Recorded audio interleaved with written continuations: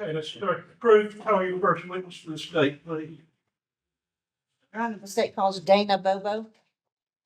Dana Bobo.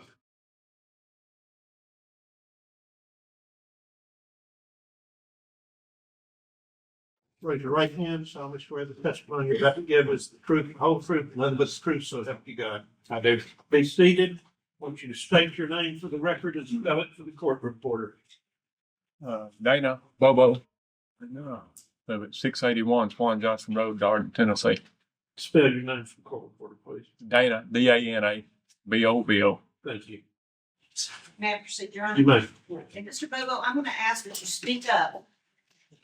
You'll have to lean forward. We'll get you to. Fix it, say that mic is hot, so if you need to lean up to it, you may. Oh, lean up to, okay. Just if you'll direct your answers to the jury, because every single one of them needs to hear what you have to say, Okay. okay?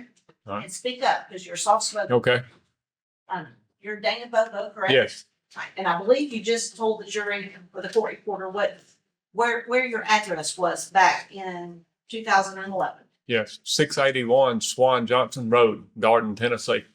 And what is Darden compared to Parsons? Because I've heard both names. It's about we live actually about 3 miles out of Parsons going toward Lexington and then 3 miles off of 412, And that's in Decatur County, Decatur County. Tennessee. Yes. I want to ask you some questions a little bit about yourself and your family. Who are you married to? Karen Bobo. And is Karen in the courtroom? Yes. And do you have children? Yeah.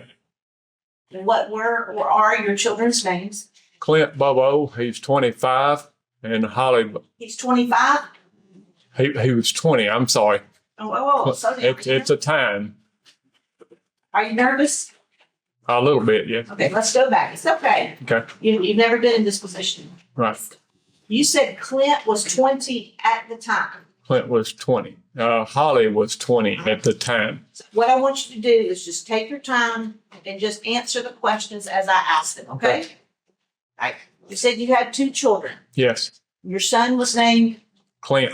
okay, and where did Clint live in 2011? He lived with us at 681 Swan Johnson Road. And your daughter? Holly Bobo. And how old was Holly? Holly was 20. At that time, I want you to sort of describe for the jury what your family life was. For instance, did you have a job? Yes, Okay, and where did you work? I worked for McKenzie Tree Service. And what did you do for McKenzie Tree Service? I drove a mowing machine. It's a tree cutting company, and I drove the mowing machine. Did Karen have a job? Yes, What was Karen's job? she's a teacher for Henderson County Schools. Okay, what school specifically did she teach at? She was at Scotts Hill Middle School, I guess you call it. And what grade did she teach? Do you remember? No, she taught so many different grades. I don't remember at that time. And what was Clint doing back then? He's a social worker. Was he still in school? Taking some classes? I think he was taking some classes and working part time. And what about Holly? Holly was in the nursing school. Okay, and was she in school full time? Yes, Right. Now you said that all of you lived together on Swan Johnson Road, yes, 681 Swan Johnson Road. yes, ma'am. Okay, how long had you lived at that house? Me and Karen have been there since 1982. Who built the house? Me and my dad and one more guy. And Karen. And Karen? And Karen. All right. When both of your children came home from the hospital, is that the house they moved into? Yes, And Holly was born in 1990. 90. What was her birthday? October the 12th, 1990. So is it fair to say for her entire life, that's the only home she'd ever known? It is. You said she was in nursing school. Did she go to school about every day? Yes. And how did she get to school? She drove her own car. And what kind of car did she have? She had a Mustang. And in addition to her family, was there somebody in her life that was very, very special to her? Yes, ma'am. Who's that? Drew Scott. Who was Drew Scott? A friend or a boyfriend? That was her boyfriend. Okay. Yes. And was Drew Scott a familiar face in your house? Yes. In and out about every day? Most of the time, yes. I want to draw your attention, please, back to a particular day in April of 2011, okay? Yep. April the 13th. Do you remember that day? Yes, clearly. Pretty clearly. Is that a day you'll ever forget? Yes, ma'am. You will forget it? No, I'll never forget that Okay. day. It was a Wednesday, wasn't it? Wednesday morning. Hey, did you work that day? Yes. Okay, what time did you get up to go to work? 5:30, You got up at 5:30 to be at work at what time? 6:30. So when you got up that morning, was Karen already up or did she get up after you? She got up. I got a little routine where I feed the dogs and stuff like that, and then I'll take my shower. And I met her as I was getting close to being ready to leave the house to go to work. I met her in the house. When you say you met her in the house, meaning you passed by her? Yeah, hallway or whatever. So she had gotten up while you were in the shower. Yes. Did you see Holly that morning? I didn't see her that morning. Do you know where she was in your house? I knew where she was because the bathroom is across the room from her door. Uh-huh. And I seen her light on as I come out of the shower, getting ready to go to work. And did you, when you noticed her light under the door, did you say anything to her? I spoke to her.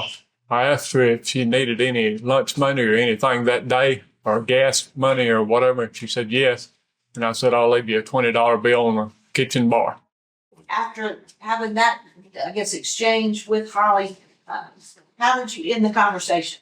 That pretty much ended the conversation with Holly that morning. Did you tell her bye? Yeah, I told her bye and I loved her. That's just normal for our house. So after you told Holly goodbye and I loved it, did you go and put the 20 in the kitchen?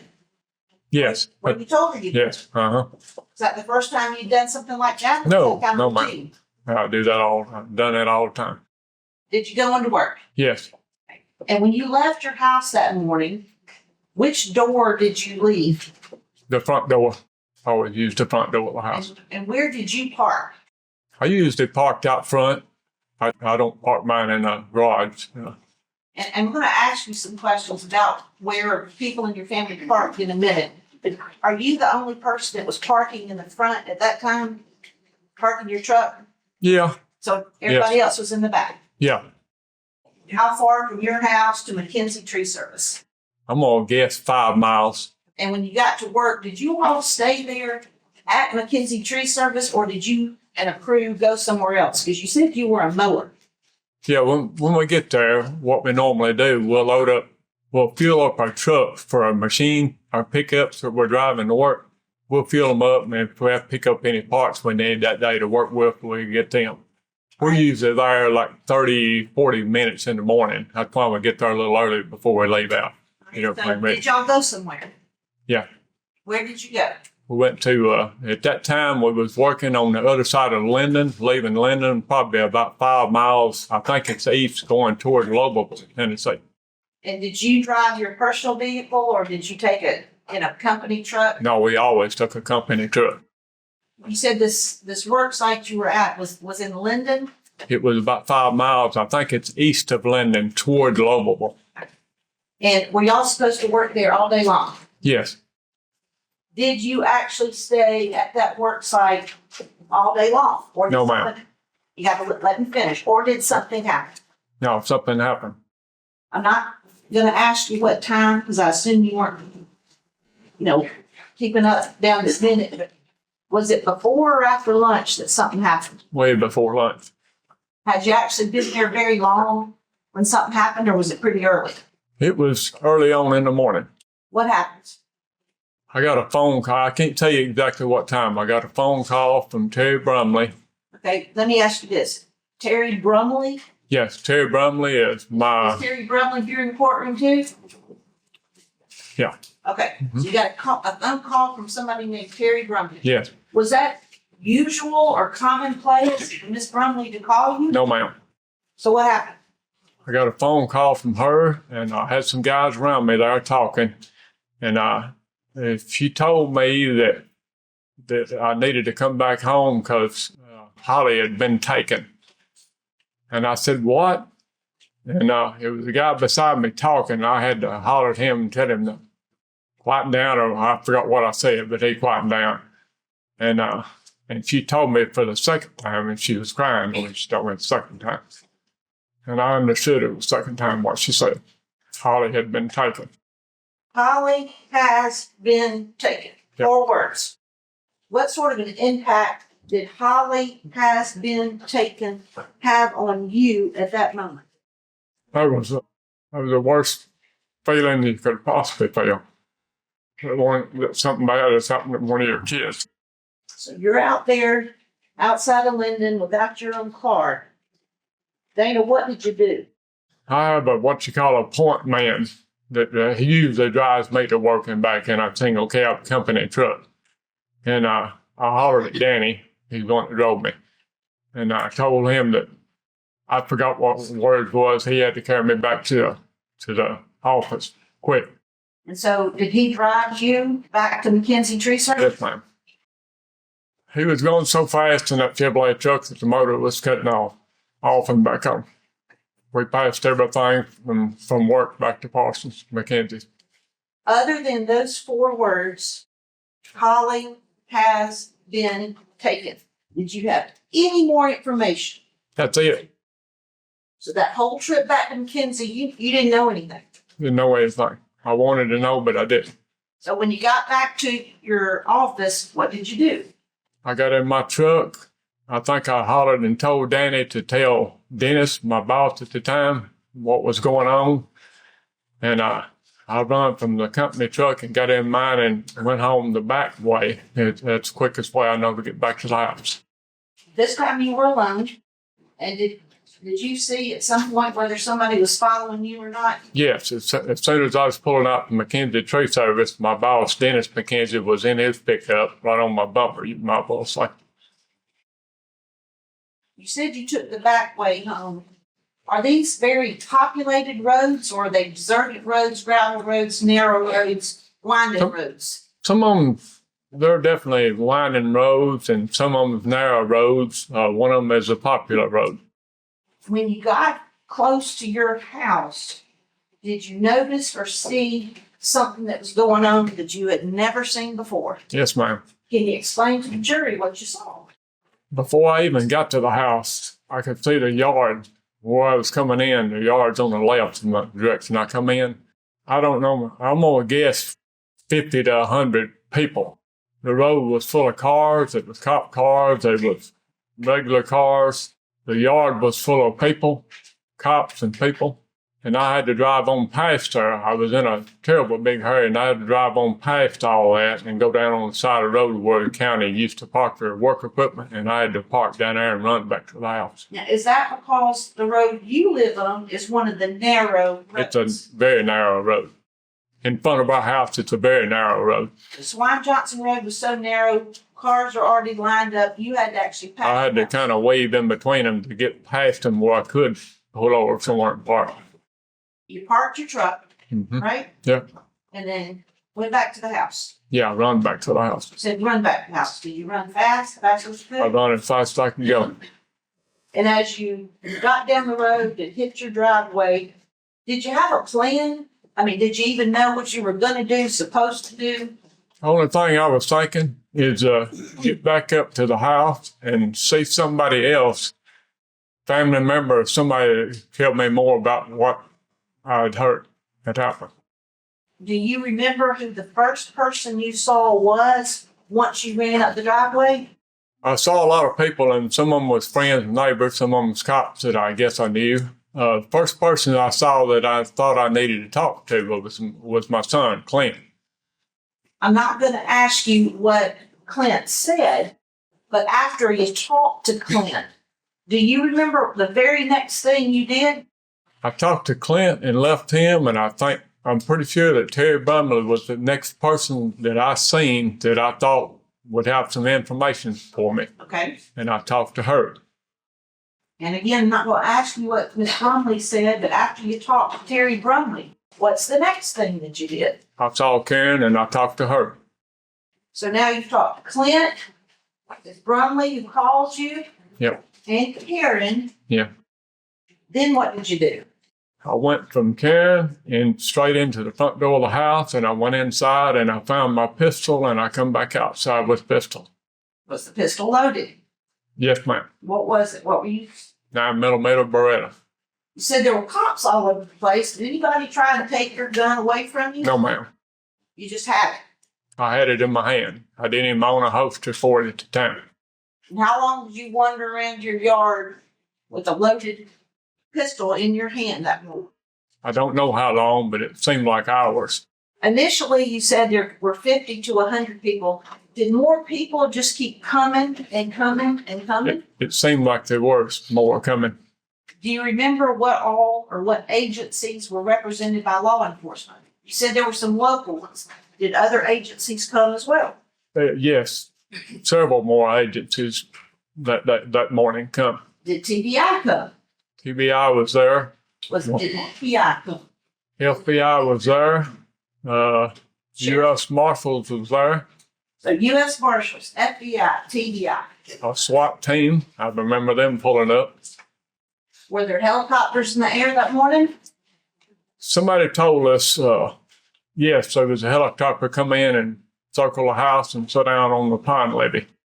How much property do you own around your house? Sit down On the pond levee, we have a Okay. pond to the Okay. right side of our house, and it sit down Okay. over there. That's an open place for it to sit down. How many acres do you own? 23, And that's all right there around that house? yes. Were people wandering around in your front yard, your backyard, your house, your woods? It was people wandering, standing, fiddling, just like nobody. No, it was kind of like nobody knew what to do. That's the way I took it at the time. At some point in the middle of the morning, did you lose patience with an FBI agent and tell him what he should go do? What did you say? I couldn't tell you who it was. It's all right. I told him, if y'all think one of us done it, I was talking about me and Clint and Karen that was still left there. I said, if y'all think one of us done it, 10 of y'all stay here with us and the rest of you go do something. And it probably wasn't that nice of words when I said it. But you wanted somebody to do something. Something. Yes, ma'am. You wanted Holly Yes, back. immediately. I don't know, passport and photograph previously shown defense counsel. Okay. Who is that a picture of? My daughter, Holly Bobo. Does that accurately depict what she looked like in 2011? If I ain't mistaken, this picture was took about 2 weeks or less from the time she was kidnapped. And for the record, I'm going to ask you to look over your left shoulder and tell the jury who that's a picture of. That's Holly Bobo, my daughter. I've asked you a number of questions about your house and your property, and I want to show you, I'm going to pass forward a group of 12 photographs. Okay. What I'm going to ask you Thank to do, Mr. Bobo, I'm going to ask you to keep them in that order. Look at each one of them and tell me when you're finished. First picture is of our house and driveway. Mr. Bobo, I just want you to look at each one of them and tell me when you're finished. Oh, okay. You don't have to Sorry. tell me what they are yet. Okay, I'm finished. So I'm going to ask you the same questions about those photographs as a whole, and then we'll talk about them individually. Do you recognize what is portrayed in each of those 12 pictures? Yes, Okay. And generally speaking, what are those pictures of? that's all pictures of our house at 681 Swan Johnson Road. The house that you built. Yes, And do those pictures accurately reflect what your house looked like in 2011? yes.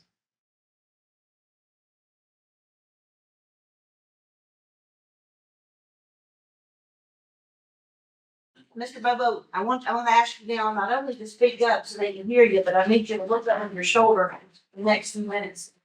Okay. What is that a picture of? That's a picture of the front of our house. From what? And we're looking at what's been marked as Exhibit 2. From what angle? That's from the road out in front of our house looking back. Looks like kind of to the right, to the front of our house. So looking back just a little bit. Yes, What is exhibit 3 showing? That's a picture of our house, sitting right at the end of the driveway, looking straight at the front of the house. All right, so a minute ago, and I put the pointer up there. A minute ago, the picture was taken from looking back a little bit, right? Yes, kind of to your right. But if you were to sit directly at the base of your driveway on Swan Johnson, that's what Yeah. you'd see. A straight shot of it from the end of our driveway. What is that? That's a picture of the front of the house. It's probably I'm gonna guess 30 feet from the front of the house, sitting in the driveway. Right. Is your house an L-shaped house? Yes, ma'am. To me, right here to the left? Yes, that goes back to the left. How do you get to the back of your house? By You'll- going left or by going right? You'll have to go around the right. So does the driveway continue this way, around the side of the house? Yes, around the right side of the house, like you're pointing. If you followed the driveway around the right side of the house, is this what you would see? Yes, ma'am. In fact, is this truck parked there? Whose truck is that? You know? That is Kathy Wise's truck, our neighbor at the time. Okay, and so if Kathy Wise's truck had followed on around, this is where she would go? Yes, And that would be, this is the back of your house, yes, okay? Next one. I'm gonna ask you the same questions. There was a pool in the last picture. Is this the driveway as it goes on around behind the pool? yes, ma'am. Okay, and what is this building? And I'm holding it, it That's- looks like a double door, That's the detached garage from our house. okay?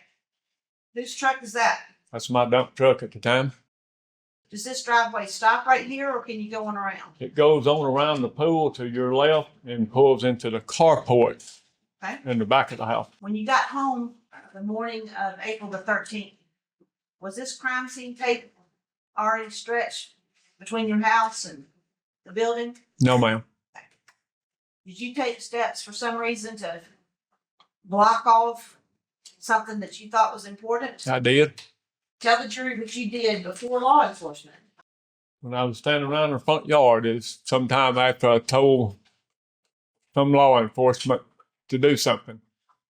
I went back to back. People was wandering around as they pleased, all in the yard. Someone was headed back toward the back of the house. Sometime before that, I'd walked to the back of the house. I seen Holly's car still sitting in the garage. Okay, let me stop you here. Was Holly's car parked in this detached garage or was Holly's car parked in the carport? I'm gonna call it the carport, the one on the back of the house. Okay, so you had seen Holly's car still there. Yes. And so what did you do once you saw people wandering around? Once I seen Holly's car still in there and something in the garage floor and people wandering around as they pleased, I used to cut timber on the side and I always kept pink tape. I took 2 lawn chairs off the back deck right there, Okay, and I put them across the garage. At that time did not have a door on it. It was open garage. I took 2 lawn chairs off the back there and I put them on each side of the garage open and I stretched pink tape across the lawn chairs to keep people from walking in the garage. okay. And then later on, law enforcement added this crime scene tape that we Yeah, can see. that was added after Okay, later that morning now, I suppose. what is this? That's the front of the detached garage, the left-hand side of it. Whose truck is this backed in? But it's Clint Hunter Bobo's truck, my son. Okay, and what is this vehicle next to it? That is one of it. We had 2 4-wheelers behind. That's a Honda 4-wheeler. You mentioned that the carport didn't have doors on it. Did this detached garage have a door? That detached garage has always had 2 doors on it. What I've got the pointer in now? Yeah. Does it just roll down? Yes. Okay. And do you remember now whether when you got home and when you blocked off the carport, was that garage door up or was it down? Down. Where's the deck?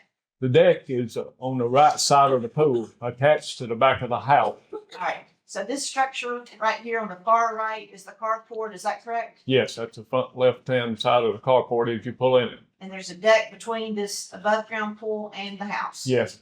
All right. And if you will, looking there in the background, Mhm. what is the jury looking at? That's the tree lines of the woods. Separates our yard from the woods. And that's the playhouse that me and Karen built for the kids.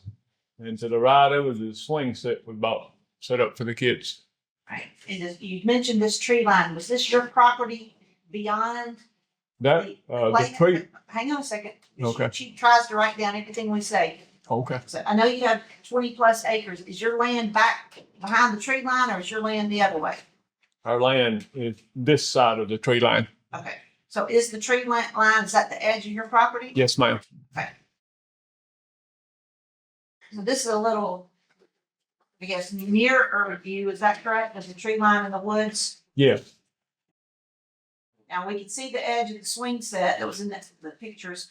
This tree line, if one were to walk back there, is the terrain about the same, sort of hilly with trees filling out because it's April? Is that about what it looked like? Yes. And what's this? That's our back deck on the house. It's a better picture of the deck. And is there, I know it's dark and the jury will have these pictures later. Can you see from the deck into the carport? Yes. And how is that? You said there was no door on the front, but how can you see there on the side? The carport there is kind of on the right of your picture, above that shrub. Right? You can walk straight in off the deck. There's an open, I'm going to say 4 to 5 foot open, cased out door opening that has no door on it. So yes, you can see from right there, plumb in the garage. What is this picture of? That's our carport on the back of the house. Whose car is that? That is Holly's car with the trunk lid open.